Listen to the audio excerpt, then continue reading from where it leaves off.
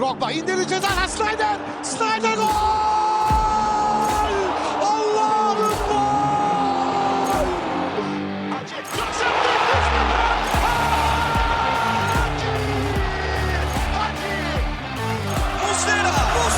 Muslera!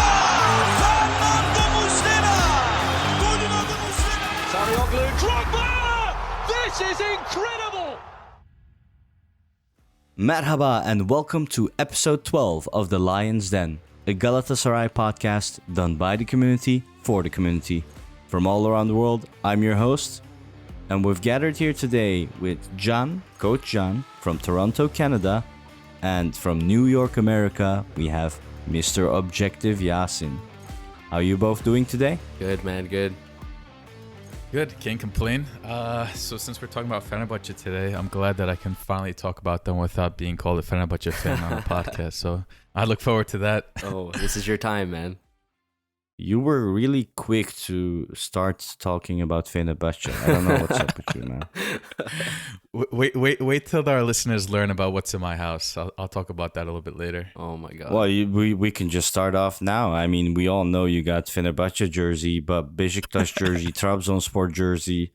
You're the biggest imposter among us. Listen, I don't have a Trabzon jersey or a Beşiktaş, but I do have two Fener jerseys in my house.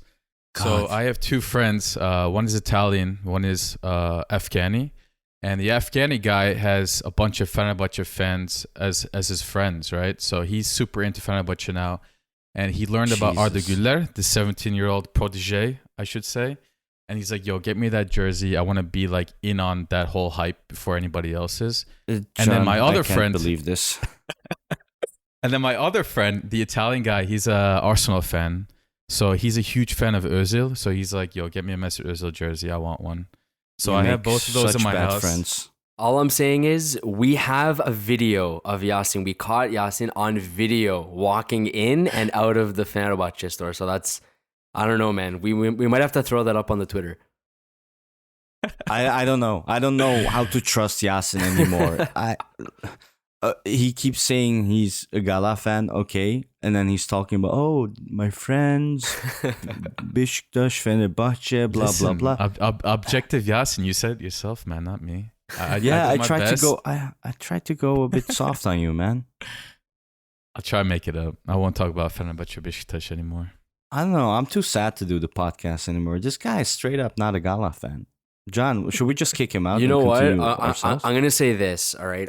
I do recall in Istanbul, I do recall Kerem scoring 2 goals against Beşiktaş and me and Yasin hugging each other, jumping up and down, screaming at the top of our lungs. So, I don't know. Maybe he is a Galatasaray fan. I don't know, man. I don't know. There you go, Summit. What else do you want right there? I'll give him that, all right? I'll give him that. At least you should have convinced whoever these Italian and Afghani friends of yours are to be Gala fans and not to support for the lame ass Fenerbahce. Bro, I tried, not just with them, but Burak too. You met Burak. You guys both met Burak. I've been trying to make him a Gala fan for the longest time. I've taken to him a game. We went again this year, but he's just not into it. Sometimes you can't do anything about it. But Burak, your cousin who you took with you to our Turkey trip, he's such a bullshitter. He's a chameleon. He's a Beşiktaş fan when it suits him. He's a Fener fan when it suits him. He's a Gala fan when it suits him. Exactly. I don't know.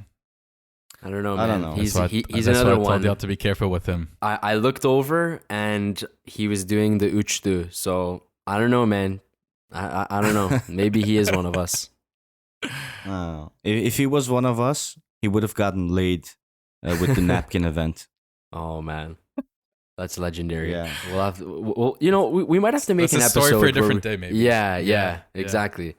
No, we can explain the napkin event. Very simple. So we were in Nevizade drinking before the game, and me and Burak were next to each other. Burak is Yasin's cousin, and there were 2 girls right across from us, a blonde one and a dark brown one. And when they were leaving, basically, they came up and this the brunette basically handed Burak a napkin with the phone number. So when that happened, we all said, okay, don't text immediately. When we got home, we organized a council of people that would advise Burak on how to speak. Everything was going well up until the council dissolved, and he continued by himself. Yeah, after and then he though, lost. He lost got the plot, man. He lost the he plot. got ghosted. Yeah, ghosted for sure.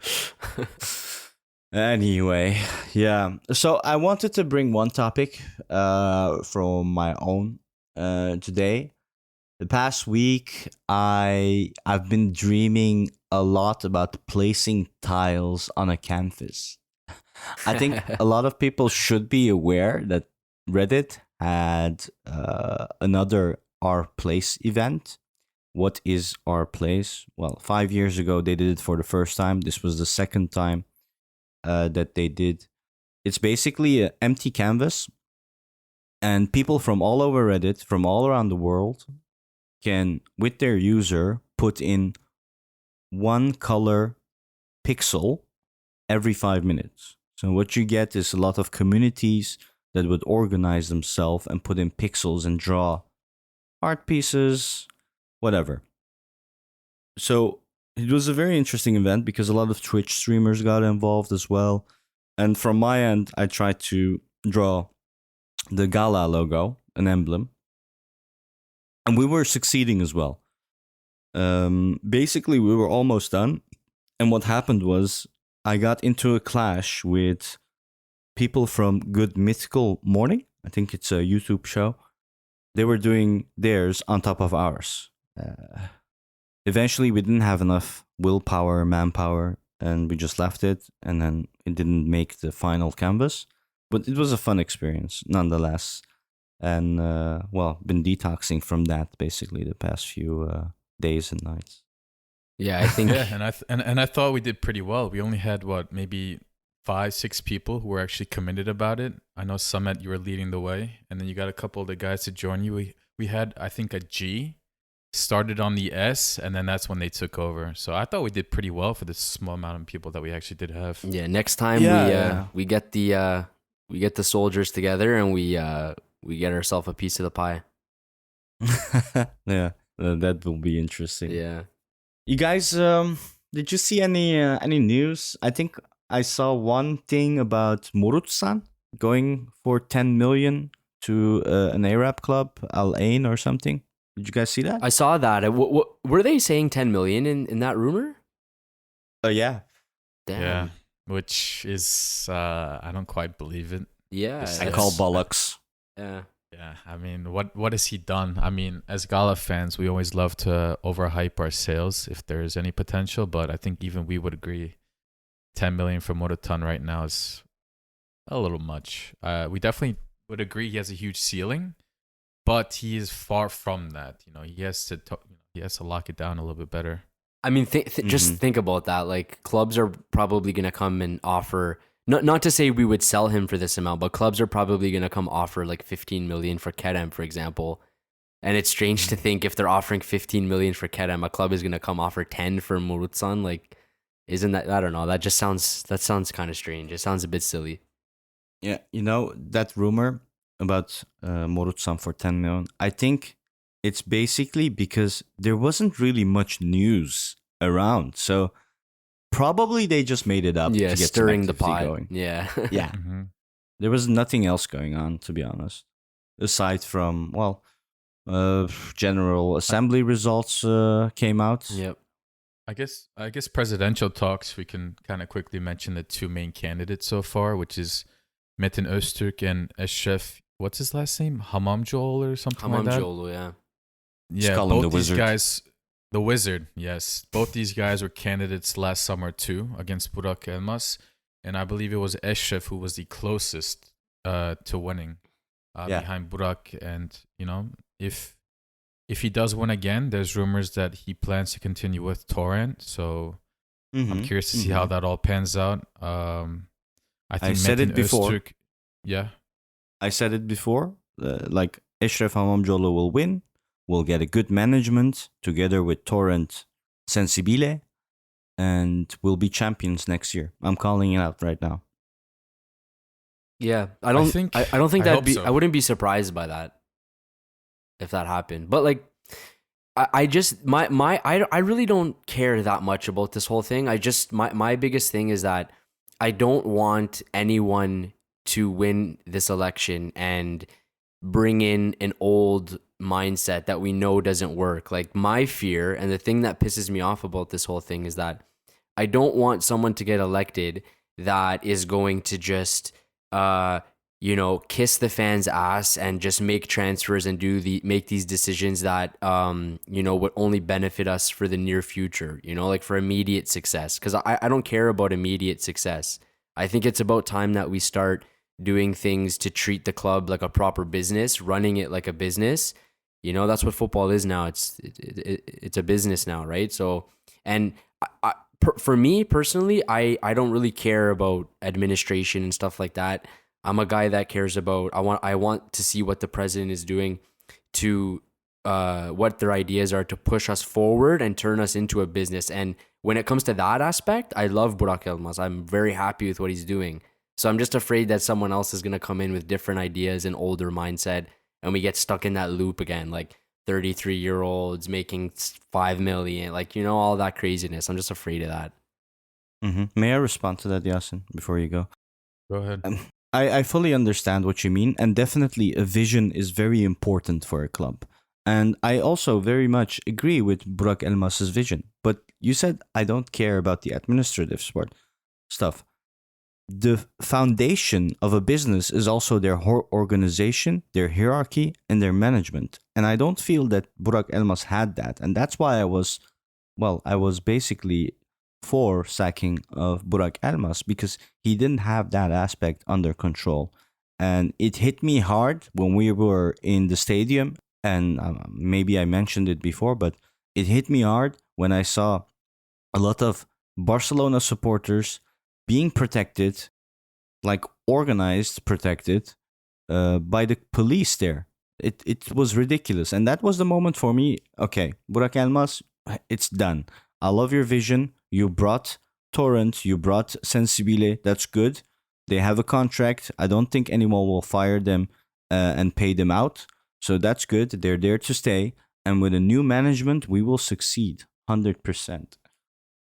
With a good administration, good management, good hierarchy, organization. Yeah, so that's like, I agree that it's very important. But like, if I had any say or if I had to cast a vote in this, I would be voting for who I think is going to improve the football side of things, because otherwise, like, it's both things are important. You need a balance of both things, because even if we get a president who's, has the administration side down, perfectly, but then gets rid of Torrent, brings back Fatih Terim, Campos and Sensibili are gone, and we bring Diego Costa in, and he's making 7 million a season, then who gives a shit about the administrative stuff, right? So I don't know. If we can get a good balance of that and someone that actually has a good vision and knows how to take the club to the next level, then I will be very happy. But I don't know. I'm a bit worried about it. Yeah. Yasin, you have anything to say before I bring something else up? No, I mean, I pretty much agree with both of you. I think a balance is important. As to Burak Elmas and his administration, I think we sometimes don't give enough credit to the situation that we found ourselves in mid-season. When he let go of Terim, I think a lot of chaos went on in the background that we didn't see.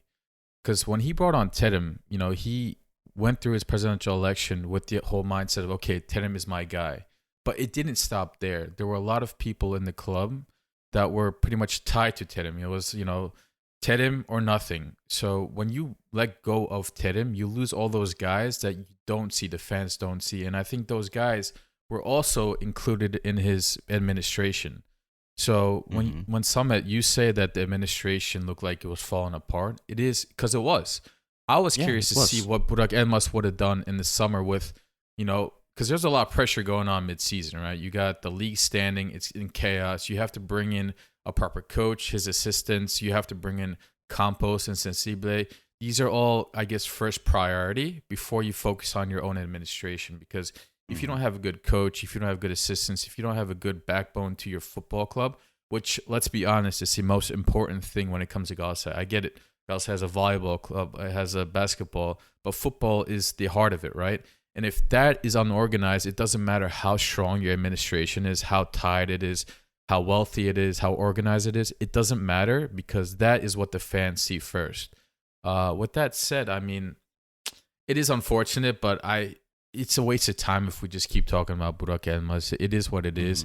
I just hope that the next guy that comes in is, again, like you said, Samet, is strict to his thinking. You know, if hopefully he thinks similar to Burak Elmas with his vision, doesn't fall into the trap of what the fans want all the time, and can hopefully balance that administration, but also the manager and the sporting director and all that. So I guess we'll see. We can talk more about that in detail in the upcoming weeks once the election actually happens. Yeah, I don't see anyone with a sane mentality abolish the good that Burak Elmas brought. But like I said previously before, Burak Elmas lost confidence of a lot of people. And if you're not supported by over half the people in the club, you have no future left. So he needed out, and he went out. And now we just start for a bright future. And I think it's going to be all right. I mean, it's going to be all right. And for all the haters out there, I just want to say that Burak Elmas left very respectively. You know, he didn't cause problem. He said, okay, I respect you guys as Galatasaray members. If you want me out, I will leave. And we'll go straight to an election, because I don't want to waste anybody's time. So you can hate Burak Elmas for a lot of things, but that's something that I respect no matter what. Yeah. And one more thing to add. Nihat Özdemir, he's called, from TFF. He resigned, right? That's true. Yeah, and you probably mentioned that too. Yeah, because this is going to impact a lot. Whoever comes and says, fuck the foreign rule, this is going to change a lot again. The whole planning of clubs, the whole organizing of clubs, the whole transfer strategy of clubs is going to change again. It's just ridiculous. They keep doing this mistake over and over and over.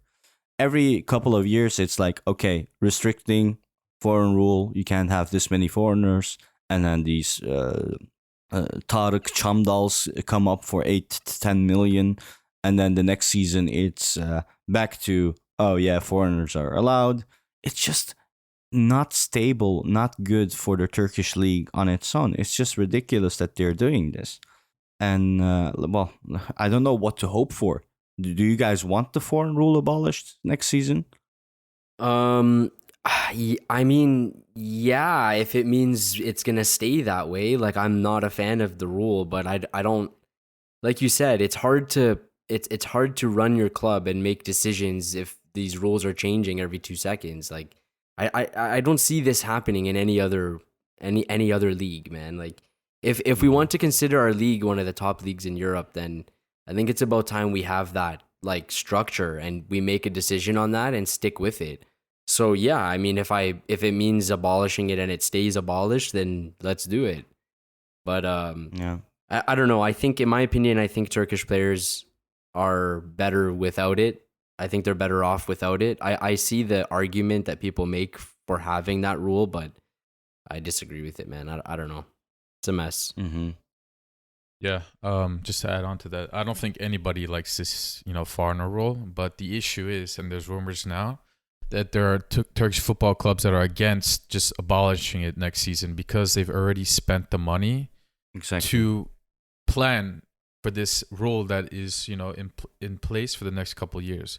So they might have spent a lot of money on wages and, transfer fees for these Turkish players because they plan on playing them. Yeah. So now if you abolish it, they only have a finite amount of money that they can spend on transfer fees and wages. So what are they going to do? Now they're screwed. Maybe big clubs like Gala, Fener, and Beşiktaş can afford these losses because, it's better for them to bring in foreigners right away. But how about the other clubs? So what I think is a good medium is maybe a reversal of the foreigner rule. I was just going to say abolish that. it yet. Yeah. But do it in phases. So how we had to have 4 Turkish players this season. Next year, make it 3 and then 2. Instead of completely abolishing it, phase it out the same way that you phased it in. and I think that would make more people happy than mad.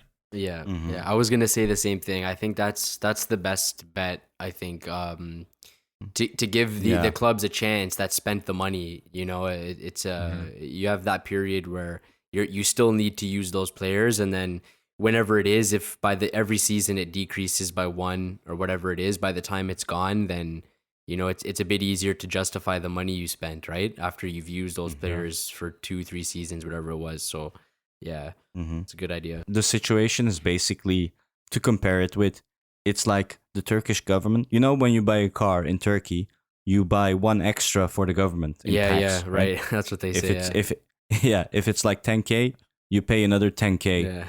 that goes to the government. And if they would abolish that, all the people that already bought their car for double the price would get fucked over. And that's a situation you don't want to get into football as well. Absolutely. And I agree, if they do it like in steps, in reverse, that would be fine. Even though I think like if they would abolish it, small clubs would be able to find very cheap foreign options as well. So there's to either side there's something to say. But we will see. I don't know when the new TFF president will be selected, but I think June. in June. Mm-hmm. Yeah, mid or early June, I believe is what they said. Okay. Well, we'll see. You guys have something to say about the Karagümrük game? We didn't have an episode afterwards, but maybe in short. Yeah, I don't have too much to say on it. I think it was nice to see us start that match in a good way. Like we started fast. I think it was 2-0 in the first, like, I don't know, I want to say 15 minutes maybe. Gomi scored the penalty. I think it was in the 5th minute, and then Babel scored shortly after that. I think that was nice to see. I don't want to say put the game away in the first half, but it kind of felt like that. We got off to such a fast start, and then that kind of set the mood for the rest of the match, which was good. A nice change, at least, from the last few games. But yeah, not too much to say about it. It was a decent match, I think. It's good to see us picking up three points against these teams again without much struggle. But yeah, it was a good performance overall. For me, Muslera saved my predictions ass, basically. Yeah. and this is also like Muslera got a penalty, right? He came back from his injury, and immediately a great performance by him. And this is also the reason why I'm so pro Muslera instead of Peña. And I've explained countless of times why I don't necessarily want Peña, even though he might be good. But if we have a foreigner, we have Muslera already that's doing tremendous amount of good stuff. So Yeah, and just to add, I think Chikaldao is worth a mention. So Yeah. our biggest problem with him for quite a while was his, lack of form. He used to be that guy that distributes the ball really well, gets an assist, gets a goal, but we haven't seen that for quite a amount of time. This past international break, he scored a goal. I believe he had an assist as well. I'm not 100% sure about that. And then he comes back from international break and has an assist for Babel last game in the 2-0 win. And I thought he played pretty good that game. Even though he's still not the same Chikaldao that we saw when he first came, I'm positive and hopeful that he's slowly starting to return to that same form. And that's huge heading into the derby this weekend. So hopefully he can continue that into this weekend. Mm-hmm. No, I fully agree. I think people are too quick to judge, especially how Morutsan and Chikaldao were judged the past few games, and everyone already stopped rooting for them completely because of some bad performances. But I truly believe that whatever we bought them for, it's not for no reason. And Chikaldao against Karagümrük, he did what he had to do. He was up top, gave the assist to Babel, and in general, I really liked how he played as well. So, Yep, agreed. and for Morutsan, it's tough. He's very introverted, from what I understand, from what I've seen, and obviously language is a barrier for him. Chikaldao seems a bit more professional. He's of age a bit more as well, and Morutsan is still young. And what you see on the field, on the pitch, especially with Morutsan, it's very raw. There's no There's no 101 classes that he ever had. He's just there footballing, Yeah. playing ball. And I think with Torrent, he can learn that and make big progress. So I see a bright future for Morutsan for sure. Yeah, I mean, he's only 22, and like the thing is with that is it's not like he's gotten a million chances since Torrent was in. Like he's played a few times, but like even that, it's kind of hard to like for me, in my opinion. And I mentioned this before. It's difficult to judge for two reasons. The first reason is that he doesn't get that many chances, especially starting chances. He rarely ever starts.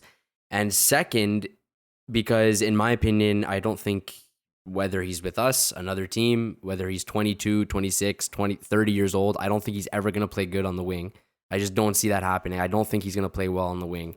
He's not a winger in my opinion. So, I don't know. That's an interesting case, but I don't think we should hit the panic button on that yet and start trying to sell him ASAP. I think we should just, hold on a sec for that. Mm-hmm. Mm-hmm. Shall we make the bridge to the Fener game maybe already here? Let's do it. Because, Yeah, I'm down with it. Kerem, he's been injured. That was the saying. And he's been training back again with the team. Do you guys think that instead of Kerem, well, first of all, do you guys think Kerem will play on Sunday against Fenerbahce? I think so. Or do you see Morutsan starting for Kerem first? I think Kerem, I think it's one of those things where he's going to play even if he's a bit banged up. I think he's still going to play. And from what I'm reading actually as well, it seems like the club and the player, they're doing everything to get him on the pitch on Sunday. I think I read something about him. He's been getting to the training facility. I think it was at like 7 a.m. every day or something. He's been putting in work to get fit for the match. But regardless, it's such a big match. I think he's gonna play anyways. To be honest with you, I think it's one of those cases where even if he's hurt, he's still gonna play. You think he'll start? Yeah, I think so. I think he will. Mm-hmm. What about you, Yasin? According to Agents 1905, he's playing, and even if I didn't read that, I think he would play. Kerem, he's a guy that wants to play. He's a very important player for us. It's a derby. One way or another, he's going to start. Worst case scenario, if he's not 100% ready and he feels it in the game, then we'll sub him. Because I don't know what alternative we would feel comfortable replacing him with. You said Morutan. He hasn't been playing that much. If you say Emre Kılınç, maybe, but nah, dude. Kerem is going to play. It's a derby. It'll be huge for the team morale for us. Yeah. I think he'll be playing, and he'll be a huge reason why we have a chance at winning this weekend because of his speed and his ability to go up. Who do you think we will start with first? XY. I think we'll go not usual. Well, actually, before I even say that, do we have our right back available, or still they're not available? I don't think they're available yet, are they? What's the situation with Boe? Yeah, I haven't heard much about that. That's been kind of quiet, hasn't it? I haven't heard really anything about that. I don't know. I don't want to go into crackpot theories, but there must be something wrong with Boe because he's been on and off with injuries, with illnesses. I have a feeling that there's something more going on. I don't know. And I don't know what. It's kind of weird. And I just, now that you mention it, I just realized I've just been blind to it. It's been a quiet situation. Like, where the hell are our right backs? What's going on? Surely there's some type of update with that, no? No, nothing. Well, I think according to the post made by Galatasaray today in terms of our camp and getting ready for the game, they don't mention anything about Omar or Sacha. They say that Kerem continued his, tedavi, which I guess, what was the English for that? Preparations, recovery. I suppose. Recovery. They say Mustafa Mohammed trained with the team, but they don't say anything about our right back. So I think they'll be ready. At least one of them should be ready. Well, I hope they are, because I don't want to see them bite them again. Well, yeah, that's what I was gonna say. If they're not available, then we're gonna see that again. What we saw in the last match, it'll be Van Aanholt, Ömer Bayram, and usual center backs there. And then I guess hold on. Mhm. I saw a post from Galatasaray themselves on April 4th. They said like Sasha Boy started working out with the team, Okay. and Omar El Abdullahi as well. And they're doing like strength training and stuff like that. So Okay. they must be back. My preferred would be Sasha Boy on right back as usual. Mhm. Although Omar is not bad. Yeah. But yeah, go ahead with your first XY. Start from the back. Yeah, so of course I would prefer Sasha if he's available. I'm just gonna assume he's not just for this purpose, but I'll go with Van Aanholt, Ömer Bayram, Nelson Marcao, and then in the middle, from last match I would probably go with the same trio: Taylan, Berkan, Chikaldao, Kerem, and I'm Babel, man. I want to go with Babel, but I'm gonna go with him, man. But I don't know. I just No, oldu? You guys were shitting on me a Yeah, few episodes back. because the thing is, like we always go to him for the matches where we need a bit of experience, like those guys that have played in the big match. Like he played in the Barca matches. He started last match, which obviously wasn't a big match, but he started.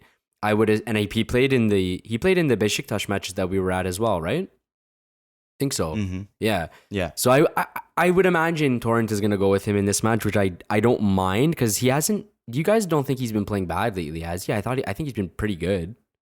Yeah. Yeah. I Like think I think under he's Torrent's been been doing good. better. yeah, Under like Torrent, yeah. he's in a bit better run of form, so I don't mind that. And then I don't know if Mustafa Mohamed is back or if we're gonna have to go with Gomis. I'd rather go with Mustafa though. He scored against Fenerbahce before.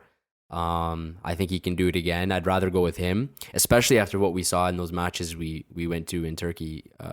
He was playing really well against Besiktas. He had an Yeah. amazing match. I would go with him. So that's I would do that. So pretty much similar to the last match, but if Momo's available, I'll go with him. Yeah. You didn't mention Ramadan Theguli. Oh, that's a game changer too, eh? I It's- think it's he's Ramadan. hurt, bro. I think he's hurt. Oh, is he hurt? He's Oh yeah, somehow yeah, flirted. yeah. Yeah. Right. He is. I know, but it would have been good to have Theguli during Ramadan. Yeah, because we know he goes sure. he goes Bruh. sicko mode. Yeah, I know. Yeah. I know. It's interesting Any that change, you yeah? mentioned Fuguli. I just wanted to add on. I feel like Mhm. since you guys brought up Bubble, it's worth mentioning. I think Bubble and Fuguli both have been much better players under Torrent than they were Fatih Terim, especially in terms of consistency and their role in the team. I think I've never liked Bubble before under Terim because Bubble was always that guy that would just throw on the pitch and hopefully he does something, and that's what it felt like. He would shift to the midfield, he would shift back to right back, and if he was playing on the left wing, he would play next to our left back sometimes, and then sometimes randomly he plays like a number 10 behind the striker. You never knew what exactly he was playing, but under Torrent, I feel like Bubble has a much more specific role. He stays to that role, and he's actually helping out the team. He's not playing solo dolo on the field. He's actually part of the XI on the field. And with that said, I'm totally fine with Bubble playing this weekend. I think he will start. I think he should start. Fuguli would have been on the same boat if he wasn't injured. Otherwise, I agree with everything else that John said. I Yeah. think that's going to be our lineup because it kind of worked last week, and I don't see a reason to change it again. And that's what we've been Yeah. going with lately. Like Besiktas and the Barcelona matches, the starting 11 I just said is pretty much what we were playing with in those matches. So I think right now, going into the last part of the season, I think that's like that's our starting 11. I don't think there's many changes going from that. Maybe just Gomis and Momo. But yeah, pretty typical 11 I'm expecting. Yeah. Well, Babel is a professional. I've always said it. Yeah. And when there's something that needs to be done, like a duty he's given, he'll perform it. Absolutely. Especially when it's clear and like he understands tactics. I think he's a smart guy in general Yeah. because he reads books on taxes, tax evasion especially. So Yeah, I think on the other end for our friends, I guess we'll call them. Do you I didn't say think? Well, I know they're your friends. Yeah, I want to be respectful towards your friends, but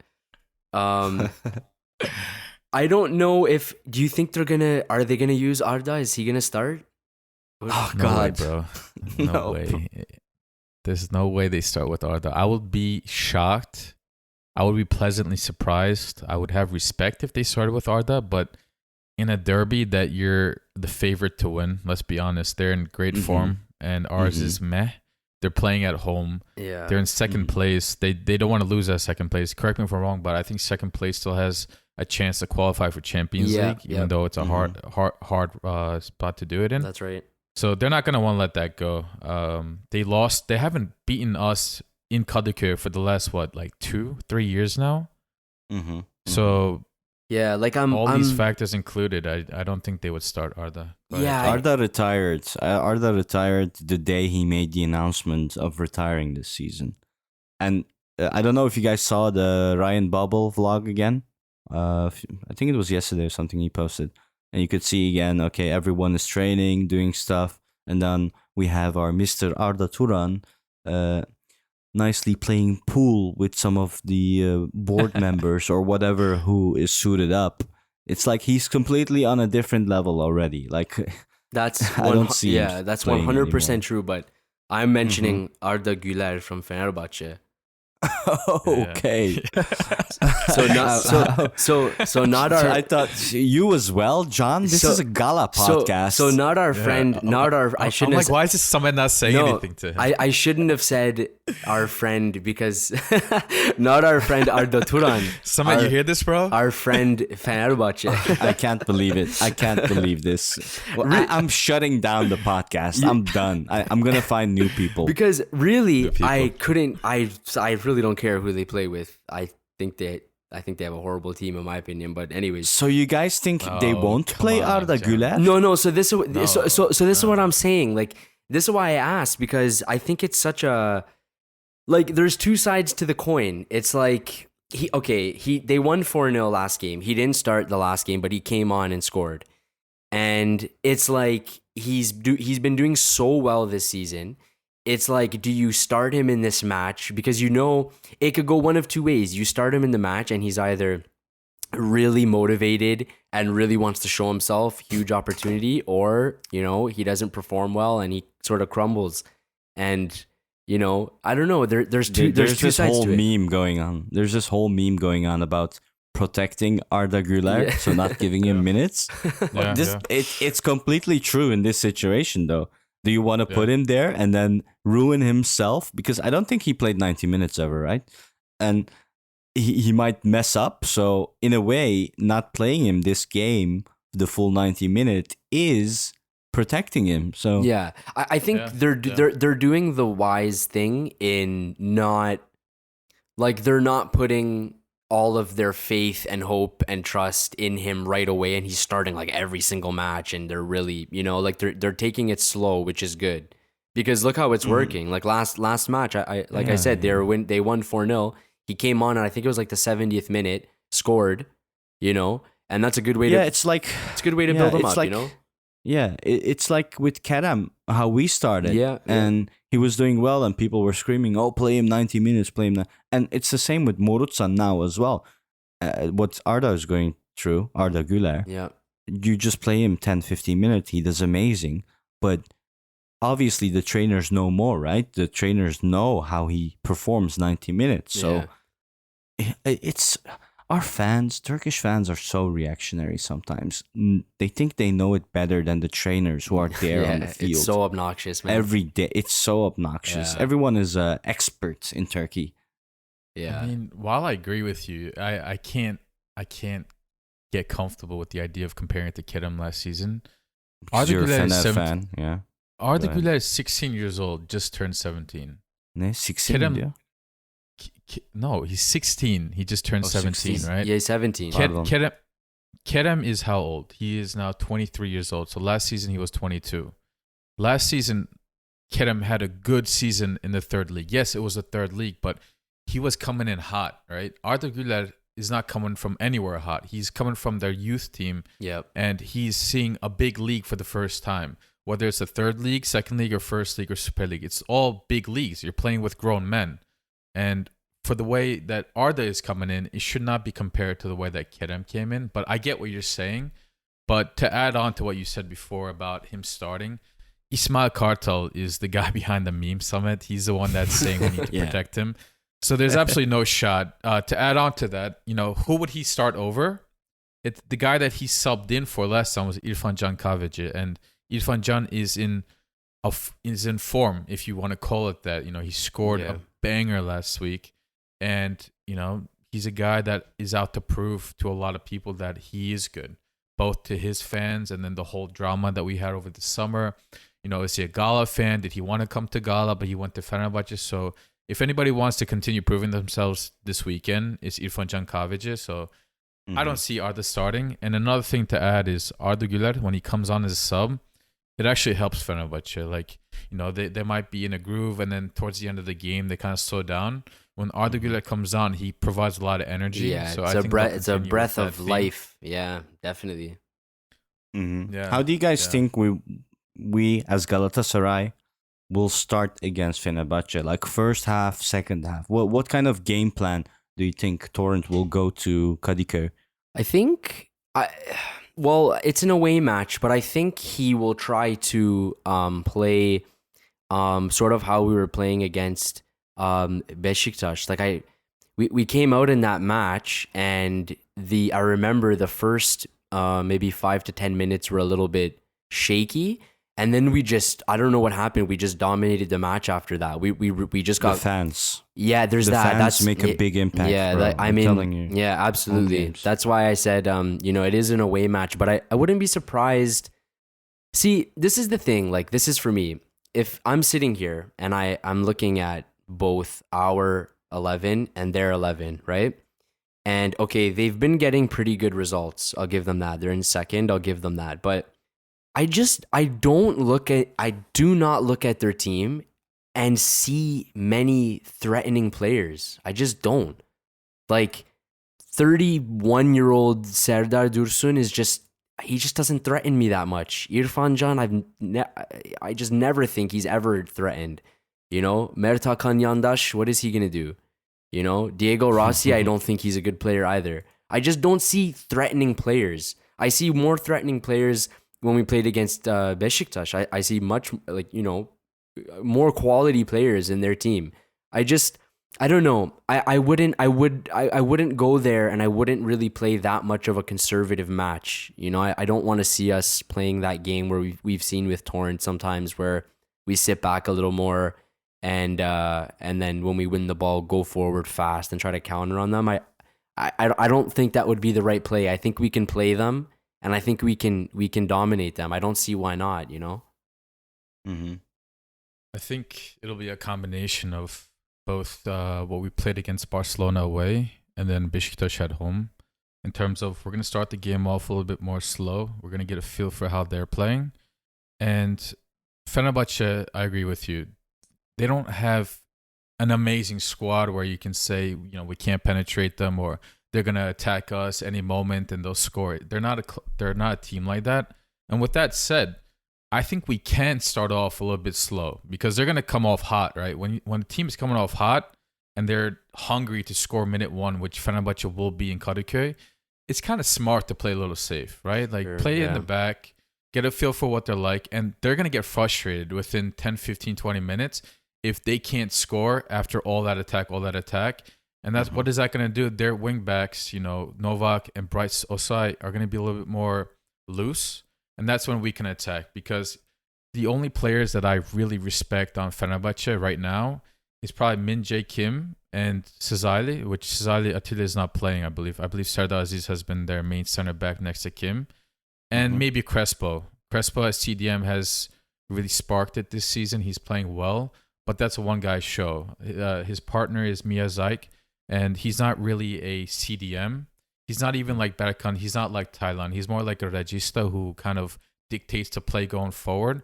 But I don't expect much from him on the defensive side. So Fenerbahce, I think we can definitely score on them. It's all about the mentality that we have going into the game. Do we believe that we can do it? And I think we do have that mentality. You know, you touched on Baba's video recently. Like, if it's sad to say that we get the best idea of what our team's mentality is like from Baba's YouTube videos. And it looks good. Like, the team seems comfortable. The journalists that are close with the club and the players, they're saying that the players feel confident. They feel happy. The mentality and the vibe is great in the club, even though we might be in 13th place. So we've done it against Beşiktaş at home. We've done it against Barcelona away and at home. I don't see a reason why the team would be scared going to Kadıköy. We just have to be smart and disciplined. That's it. If we can do that, I feel confident with what we can do, especially if Kerem plays, because Kerem is a huge threat. Yeah. I want to add, there's a Italian term you used, regista, just to explain what that is, because I wasn't that familiar with the Italian terms. Regista is basically a creative player who operates in front of the defense. So it's not a 10, but he's the CDM that's very creative and can get the ball as often as possible, basically, and provides the link between the defense and the attack. So just to get that out there, in case anyone wondered what regista was. Yasin, since you're a Febe fan, do you know are they playing now 4-2-3-1, or are they still with the 5 in the back or 3 defense? Honestly, I think it's like a combination of a 4-2-3-1 and a 4-1-4-1. Because Crespo is clearly their main defensive midfielder from what I've seen. Again, as opposed to Zayk, who is not really a guy who plays next to a CDM in the midfield, like that register role that I mentioned. I don't think that's his usual position. I think he's more of like a, not a cam, but a midfielder that plays higher up in the field. That's not what he's playing with Fenerbahce recently. Again, I'm not 100% sure, because as opposed to what you might think, I'm not a Fenerbahce fan, but that's what I'm seeing. They're definitely not playing 5 at the back. I know they tried that in the beginning of the season with Vitor. I think they're playing a classic 4-2-3-1 or 4-1-4-1, similar to ours, I guess. You have Berkan, who comes back next to Thailand sometimes. But recently, you see Berkan coming up and helping out Çikal'da up top. So I think it's like a little bit of that. I don't think he's as good as Berkan when it comes to that box-to-box type player. But, he offers definitely way more offensively than Berkan does. So, but I have full trust in our center backs. I think it's the best center back duo in the league by far. Yeah. So I believe in them. And we have an exceptional goalie. So what more can you ask for? Yeah. You guys, so first of all, from my side, I fully agree. I think we'll start off slow. We'll play like we did against Barca. We're playing away. Fenerbahce is going to be pressured to go on attack because they're playing at home. We might utilize that to our benefit and play a bit more from the back and then try to go quick with a counter towards their goal. And especially getting that feel, right? How's it going? How are they playing? Etc. And then second half, we'll see probably a bit more us taking over the ball and trying to pressure them and score more goals. And that's where it will probably go back and forth between the two teams. Basically, I'm expecting a lot of goals, I'd have to say. But I do trust our defense and Muslera. And that's the second thing I wanted to ask. Do you guys think Peña will start or Muslera? Muslera, I think. So no question. Yeah, he's got to be trusted with this match, I think. Yeah, I'd like to see him as well. I don't think you guys called him on the XI. Yeah, I would assume he's playing for sure. Yeah, for sure. Any other points you want to raise about the game? I think we have some listener questions that I can have a look at. Answer 1 or 2 questions. Yeah. Let me check.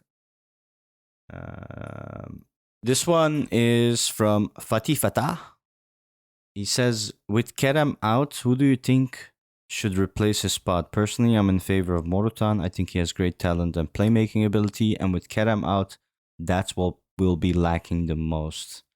I think we touched a bit on this already. I think we're all convinced that Kerem will play. But if he wasn't playing, who would you guys pick over Kerem? Yeah, I think we mentioned I would probably go with Emre. Um, I fully agree with what Fatih said about Morutan with the playmaking ability, and we probably will be missing that if Kerem doesn't play. But Morutan he hasn't really been playing that well in the chances he's been getting, and I don't know if starting him in a derby would be. It certainly would be a very good opportunity for him to show himself, but I'm just not sure it would be the best. You know, he doesn't really play that much, so I'm not sure how that would work throwing him in a derby. But I don't know. I personally would probably go with Emre. Mm-hmm. Yeah, I agree. Morutan has not been playing enough to be able to just randomly start tomorrow on Sunday, especially against Fenerbahce away. Emre Kılınç has more of that experience. He's played against Fenerbahce many times, both for Gal and for Sivas before. I would probably trust him because he also has that burst, I guess, on the field where you can kind of expect him to make that run down the line. Morutan is not that type of player, and that is the type of player that you would need against Fenerbahce if you're going to be playing a little bit more safe from behind the back and you want to be able to counter on the wings. I would trust Emre Kılınç to be able to do that over Morutan. Mm-hmm.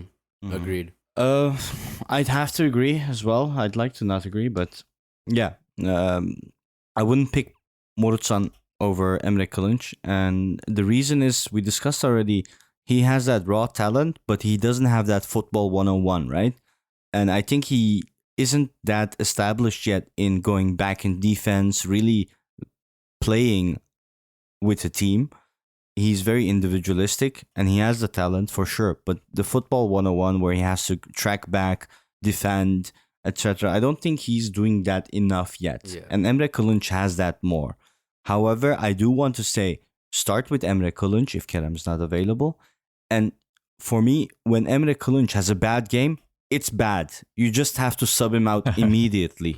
Because he either has a good game or you can already see with the ball losses that he's not having his day. Yeah. And it won't Yeah. change. Just sub him immediately. And Yeah, that's what I true. noticed with Emre Kılınç. Like, Yeah. if you see him not doing well, just sub him immediately. And one That's spot on. one more thing about that as well. If I were coaching, which I pray I never do, I would never take the job. But if I was coaching for Fenerbahce, right?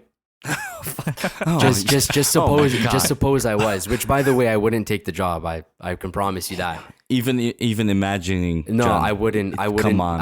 I wouldn't take the job. They could. That reminds me of like the Fatih Terim pictures of him wearing like a Fenerbahçe logo Yeah. jacket. So, but anyways, if I was, let's just say I was coaching, and if Kerem was out, and we had Morutan playing on the right side with Ömer Bayram playing there as well, I would definitely try to exploit that side. Like I absolutely, because Morutan isn't exactly the best defensively. I don't think he can be relied on too much to provide that balance defensively on that side. And well, Ömer Bayram playing out of position, so that that speaks for itself. So that's not exactly. I think that if we had a weak point, I think that would be it in the match. So I would definitely try exploiting that. I don't know. I think hopefully Kenan plays, so we don't have to talk about this. But otherwise, Emre would get the job for me. Mm-hmm. It's nice also. Like we have so many left-footed players. You got Emre Kılınç, Morutan, Kerem, Barış Alper Yılmaz. Erkan. He's that's a good asset to have. I don't know if Barış Alper Yılmaz he's right-footed, right? I think he's right. I think so. Yeah. Yeah, you have Yeah. Marcal, if that counts. It should count. Yeah, but I love Marcal, man. So good. I hope they won't leave. Did we have another one, or was that it? Was Halil a lefty too? Oh, Halil is left-footed. Uh, Yeah. Yeah. He is, right? Yeah. Yeah. So we have another one. Let me have a look. This one is from Alper. He's asking, who do you think is fasting during Ramadan and who not? Okay. But maybe some interesting question for insight within the team. I don't know. To be honest, I think Emre. Fegu. Emre? Kulunç? Yeah, I think so. Yeah. Do you think Kerem is fasting? Kerem, Uh, I don't think so. He could be. I don't know. if Yeah. he is, he shouldn't for Sunday. He should drink a lot of water. Yeah, I don't And Thailand? He probably isn't. I'm I pretty really sure don't Thailand know. is not. No, I don't think Thailand is. Thailand, I don't believe it. I funny don't know. question. Yeah, I don't know. Maybe it's the LGBT t-shirt I saw that gives me that image. Man, that feels like a throwback now. Damn. Yeah. Omar, 100%, I believe he's fasting. Feguli as well. But Thailand, no. Nah. Momo would be fasting. Yeah, Momo as well. Yeah. Oh, man. Yeah. And to be honest, okay, maybe an interesting question. Do you guys think it impacts performance? I think, well, yeah, I mean, from, a physical standpoint, I think science would tell you it does. But I think the players have that mental, I think there's something, they're playing during Ramadan. Like, I think that provides some type of motivation for them, if that makes sense. Well, of course, from what we see from Feguli, right? I think it gives you that mental boost. I think it might even increase performance, if you ask me. Because, okay, the first few days are hard. It's the adjustment. But after that, there's so much like bursts of energy that you have when you're fasting. And I think the only bad thing is the hydration. Mm-hmm. So you get dehydrated if you don't drink water. That's why like a lot of athletes also do like intermittent fasting, etc. Right. But they do drink water with that. I think it can have positive impact. So I don't think it matters much. I think both physical and mental. To add on to what you said, Summit, I used to do both intermittent fasting and I used to also do OMAD, which is 1 meal a day. And again, it's like fasting, except more extreme, I guess. The first couple days or even week, 1 meal a day is very difficult to adjust to. But once I get adjusted to that, my energy levels throughout the day are incredible. Exactly. Because your body is no longer dealing with the stress of, okay, I just ate. Now I feel lousy. Now I don't want to do anything. You know how you get that after you eat? Yeah. So you no longer have that. And your body is also now, I guess, eating away at the fats inside your body. I don't know the entire, I guess, science behind it, but I definitely feel that physical boost.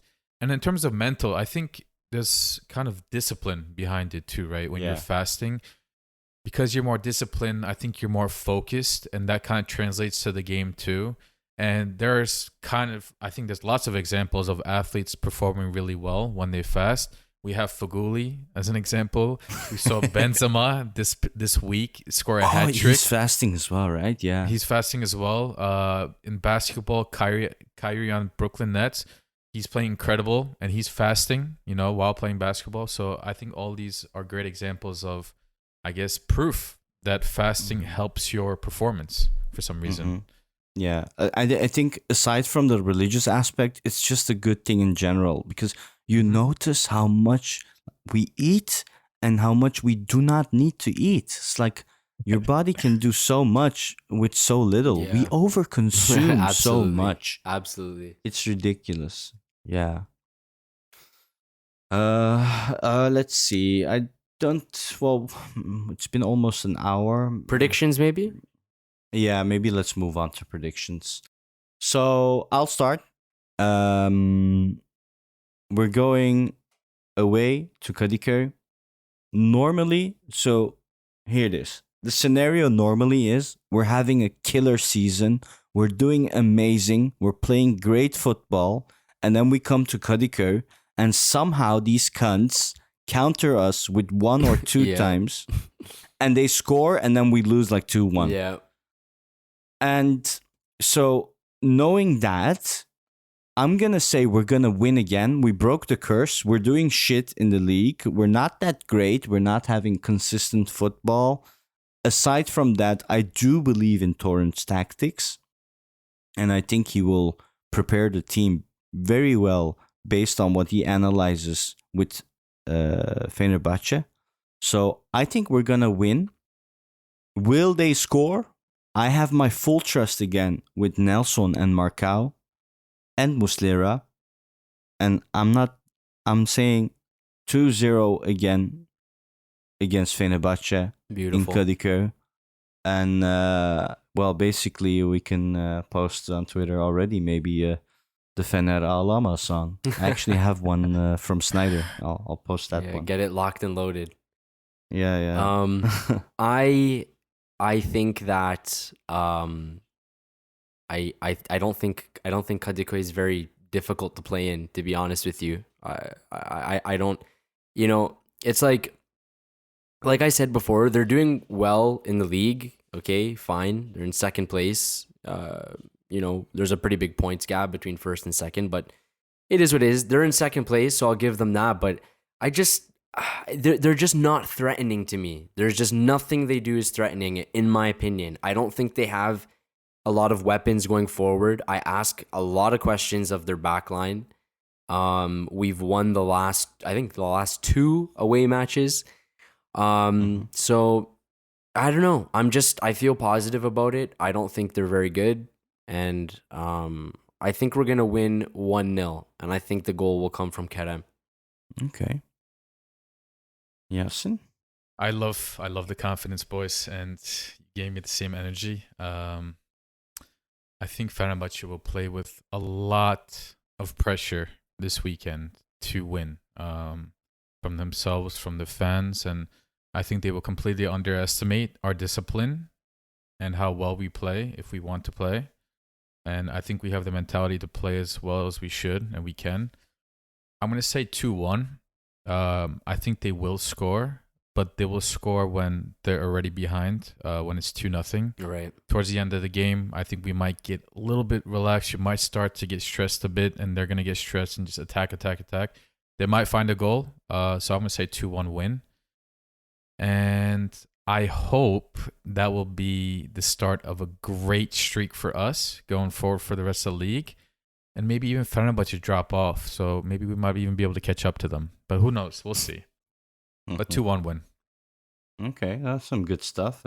John saying 1-0, Yasin saying 2-1, and I'm saying 2-0. Okay, good. We have some imposters that didn't join today because of bullshit reasons, and they gave their predictions already. We have Brooklyn Emre saying we will do a 1-1 draw. And then we have the historian Saleh, or should I say imposter Saleh, that believes we would lose 3-1. Oof, 3-1. Yeah, Jesus, man. This is what he said. He said this is based on what my brain says, not my heart. Okay. He's not as bad as you then. Listen, I said 2-1 win, bro. I always that's blamed with my heart and my brain. I always gave Yasin shit for always talking about, like, he always fears Fenerbahce so much. Like, he's all the time, bro. Like, Fenerbahce will be playing and he'll be like, oh my God, Fenerbahce are this, that. Like, he always gets so terrified You of give them too much credit. Yeah, too much credit. I always say that. You give do. them too much credit. But Salih, wow, man. I did not expect Salih to be doing that. Dang, well, he's man. an Arsenal fan as well, so he's used to losses. Maybe that's why. I think it's Mesut, man. He has a secret thing for Mesut, I think. Maybe. But Mesut's done. He's not playing, right? Yeah, he's done. Yeah, because he didn't get paid or something like that, so he's not. Typical Turkey's, disputes. Yeah. I don't think it has to do with payment. I think he just has issues with Ismail Kartal. Yeah, maybe it's both. Yeah. Oh, hold on. Let me ask Mazar for his prediction. Is he awake or is he there? Yeah, he is. He says, "Bro, did you guys start at 5 a.m.?" Oh yeah, he was gonna join today. In the meantime, I just saw this news which kind of annoys me. So you know how we said Eşref the Wizard will continue with Torrent? Yeah. There's a rumor that just came out that he would want to bring back that bald guy, Cenk Ergün, as sporting director if he becomes president. Oh, And just as a reminder, this guy was our sporting director under Dursun Özbek, I believe. Keep me honest here.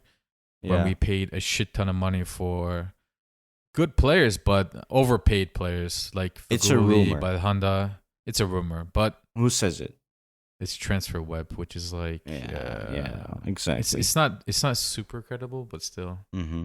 Like, did they already announce like the list of members they will have in their board? I think they did, but the sporting director is not something that would be included in that list, so we wouldn't know. I think they have to, and I think they did both already. Mhm. Yeah. All right. Oh. So we got the info from Kangaroo Mazar. He says a 2-1 win for us. Adam. Hi. All right. With that said, for our listeners, thank you very much for joining again. And we're sorry we didn't do an episode last week, but yeah, we're getting there. And well, you can follow us on Twitter and Instagram as usual. That's all for today, folks.